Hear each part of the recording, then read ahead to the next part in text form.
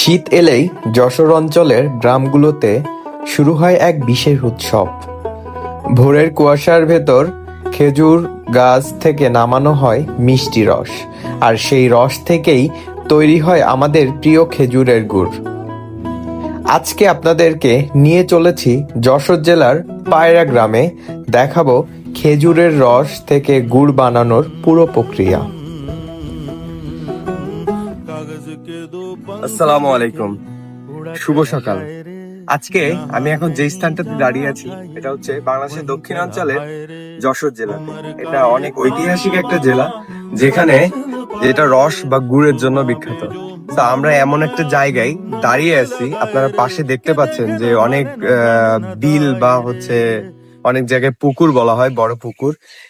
এই অঞ্চলগুলোতে ম্যাক্সিমামই হচ্ছে মানুষের কর্মসংস্থানের এই যে গুলো আছে সেগুলো হচ্ছে মাছ চাষ করা। আর এর পাশাপাশি যখন শীতকাল আসে তখন ম্যাক্সিমাম মানুষ এখানে খেজুর গাছগুলো কাটে এবং সেগুলো কাটার পরে তার থেকে রস সংগ্রহ করা হয় এবং ওই রস থেকে গুড় তৈরি করা হয়। সো আমরা একটু আপনাদেরকে দেখাবো যে আসলে কিভাবে রস তৈরি করা হয় এবং কিভাবে সংগ্রহ করা হয় গাছ থেকে রসগুলো, সেগুলো আপনাদেরকে দেখাবো। ধন্যবাদ, চলে আসুন। বাংলাদেশের দক্ষিণ পশ্চিমাঞ্চল, বিশেষ করে যশোর জেলা খেজুরের রস ও গুড়ের জন্য বিখ্যাত। শীত মৌসুম এলেই এখানকার গাছিরা ব্যস্ত হয়ে পড়েন রস সংগ্রহের কাজে। প্রথমে খেজুর গাছের গায়ে বিশেষভাবে কাঠ দেওয়া হয়। এই কাঠ থেকেই ধীরে ধীরে রস বের হয়।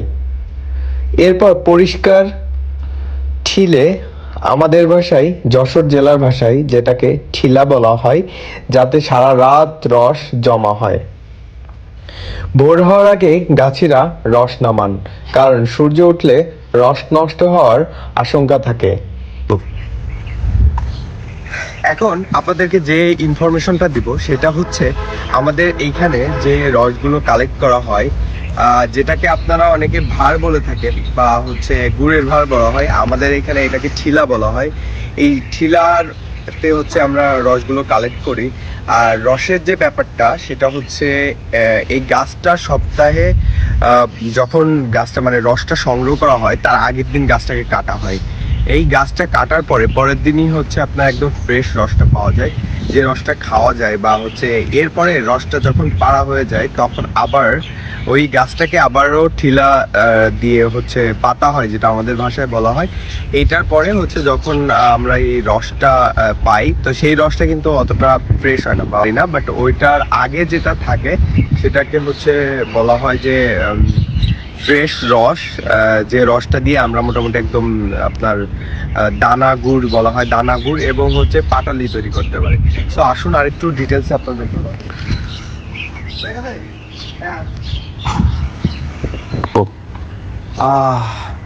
কত সুন্দর একটা ফ্রেশ স্মেল আসতেছে এখান থেকে। আসলে খাঁটি রসের একটা ফ্রেশ একটা স্মেল থাকে। আপনারা যারা রসের কাছাকাছি আসছেন এর আগে, তারা হয়তো বুঝতে পারবেন। খুব সুন্দর একদম ক্লিন একটা রস, যদিও এটা বেশি রস হয় নাই। একটু দেখাও রস পড়া।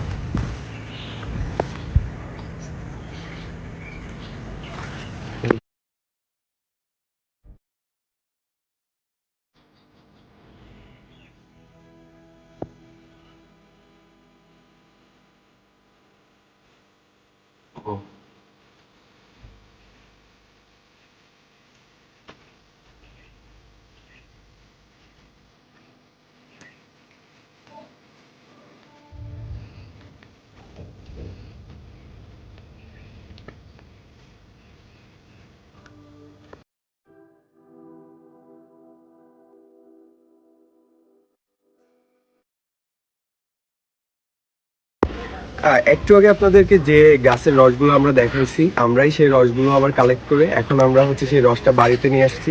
আমরা এই রসগুলো আবার প্রসেস করব গুড়ের জন্য। কিন্তু সেইটার রসটা একটু দেখাই, রসটা কেমন, আসলে রসটার কালারটা একটু দেখুন।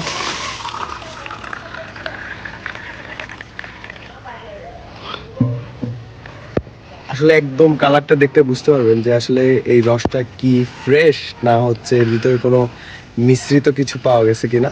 একেবারে ফ্রেশ রস এবং কালার দেখলে বোঝা যায়, এবং এর একটা ফ্লেভার আছে, এর স্মেলটা একটু অন্যরকম। সো একদম ফ্রেশ রস দেখালাম।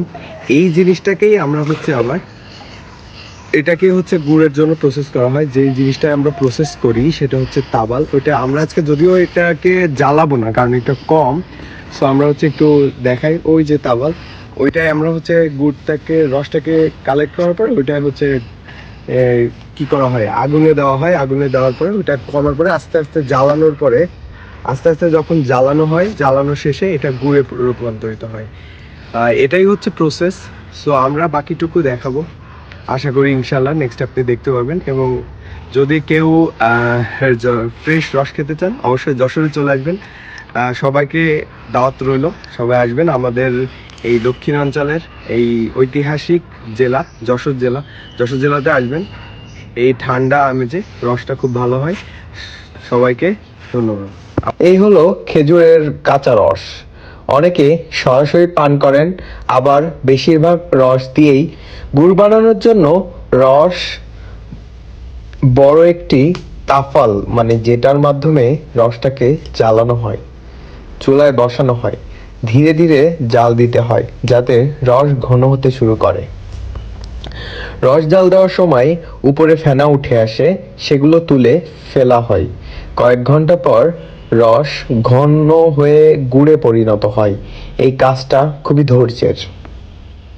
রস যখন পুরোপুরি ঘন হয়ে যায় তখন চুলা থেকে নামিয়ে ছাঁচে অর্থাৎ ঠিলাতে, যে পাত্রে রাখা হয়, সেখানে ঢালা হয়। এটাই ছিল খেজুরের যে রস সংগ্রহের পরে একেবারে গুঁড়ো পর্যন্ত প্রসেসটা। যশোরের খেজুরের গুড় শুধুমাত্র খেজুরের গুড় নয়, এটা আমাদের ঐতিহ্য। আমাদের যশোরে বংশ পরম্পরায় খেজুরের রস থেকে গুড় উৎপাদন করে। অবশ্য এখন গাছ এবং গাছের পরিমাণ অনেক কম। খেজুরের গুড়ে অ্যান্টি অক্সিডেন্ট থাকার কারণে এটা শরীরকে বিষমুক্ত করে এবং রোগ প্রতিরোধ ক্ষমতা বাড়ায়। শীতকালে এটি শরীর গরম রাখতে, ঠান্ডা কাশি দূর করতে কার্যকরী ভূমিকা রাখে। এটি চিনি বা কৃত্রিম মিষ্টির চেয়ে অনেক বেশি স্বাস্থ্যকর। শীতকালের পিঠাপুলি, পায়েস, জিলাপি, মুড়ি বা রুটির সাথে এটি অত্যন্ত সুস্বাদু ও জনপ্রিয়। তাই তো সারা বাংলাদেশে যশোরের যশ খেজুরের রস নামে খ্যাতি অর্জন করেছে। ভিডিওটি সম্পূর্ণ দেখার জন্য ধন্যবাদ। সাবস্ক্রাইব করে আমাদের চ্যানেলের পাশেই থাকবেন।